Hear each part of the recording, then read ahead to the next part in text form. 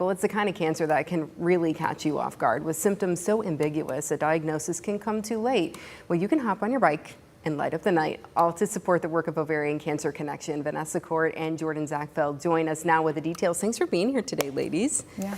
So we've met you, Vanessa, and you've come on during probably September, during the Awareness Month. During our cancer walk. Yeah, so this is an event that's kind of the opposite time of the year, which is great to keep it going all year round. But you're a survivor of ovarian cancer.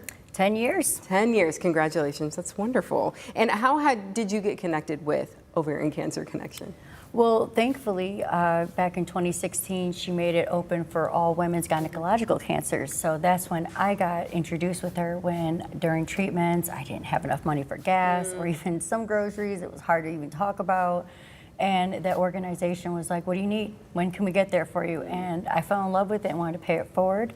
Joined as a board member and then recently became board president. Oh, so wow. that's why I am trying to take this and just go running with GlowRo 419. Yeah, and help other people. Exactly. Yes. Ones that also know that the symptoms are okay to have. So Yes. So you said GlowRo. So we're getting on our bikes, and that's where you come in because you know somebody at Wersells. You happen to know somebody at Wersells. Yeah. And you all are. How are you involved with this? Ride? So Jill Wersells is my aunt-in-law, and she planned the whole route for the ride. So it's a really great route through downtown Toledo. It's going to be a lot of fun, and we're really excited about it. Yeah. So downtown Toledo, it starts at the farmers market. Yeah. yes. That's really cool. And in the evening, because we want it to look cool. So talk a little bit about what people should have on their bikes, maybe where they can get some of those fancy accessories. Yeah, so wheel brights are a really great thing that a lot of people put on their bikes, or any kind of lights or anything really to help light up. I know Wheel Brights did donate a lot of lights too that we'll be giving out to people that come. Yeah. So we want people to register, yeah?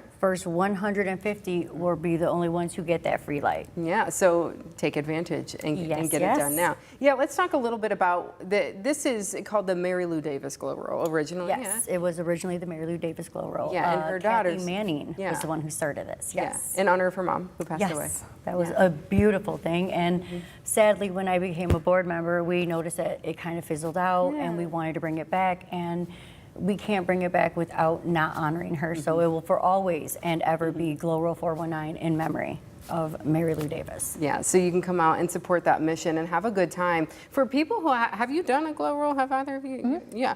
What is it? Describe this to me. What is it like?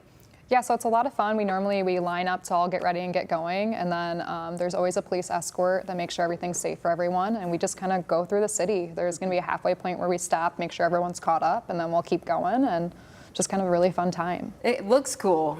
I imagine looks really cool, and I imagine there's sort of a bond there too with people who want to come out and support this mission. So for people who haven't heard of Ovarian Cancer Connection, though, we heard your personal story with it and how it's helped you. But what other types of services and things are offered that people can well, get besides with? the gas cards and the fact that we also help with, the food, any services like that, we have our Let's Talk It Over that meets the third Saturday. We just moved it, so let me try to confirm that. It should be the third Saturday of the month now. We're going to meet at 10 a.m. still at Mercy in Perrysburg. We also offer if women need a ride somewhere, if they need to get to a appointment, we try to help out as much as we can. There's ladies who just need to get out of the house. We have volunteers. Sometimes they understand that while they're going through treatment, someone else shouldn't have to be alone through that. So there's people who are like, what can I do? So-and-so needs to be sat with, and they would love someone just to know what they went through. How long have you been a survivor? Is there hope for her? That's all we want to talk about, is that it's a little overwhelming when we're told with the big C word, and we're told, with loved ones, you can only talk so much. Someone who goes through it with you, you can laugh about the same symptoms. You can talk about, who are you talking with? Who's your doctor?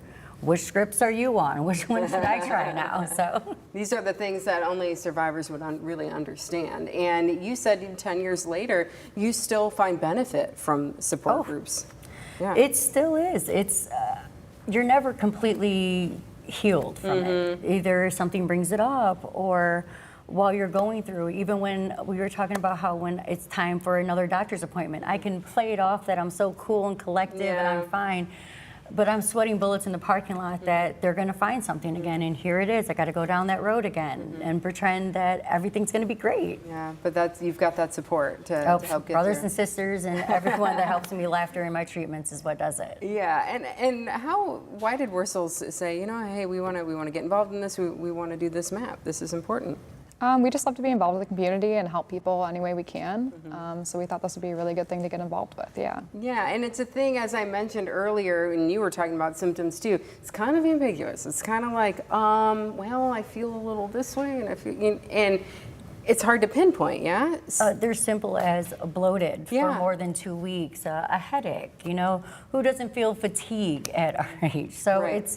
these symptoms can be overlooked as, oh, you know what, I stayed up a little late, or I was on my laptop staring at my phone, that's why I have a headache, and I always strive, please go get checked. Yeah. It's that little check that can go a long way. Yeah, see your doctor, be on top of it, and pay attention to your body too, because I think all of us, sometimes we are really in tune and sometimes we're not, but maybe be in tune. And when you're not feeling right, something's a little bit off, go get checked out. So this is happening. Of course, we want to say when this is happening, May 3rd. That's next Saturday? Yep. All right, so coming up in just over a week, how can people get themselves registered? Because they want to get that free light if they're on top of it, yeah? Oh yeah, we have our registration. There's always a QR link. You go right to Ovarian Cancer Connection. Even look on Facebook for even Wersells has all kinds of links ready for you.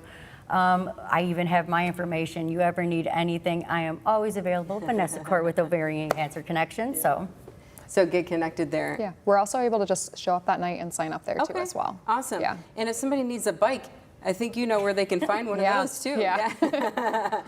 Wersells, thank you ladies so much for being here today. We appreciate it. A great cause, and you can get out there and have a good time, jump on your bike and light up the night. Enjoy yourselves. Thanks for being here today. Yeah, thank you.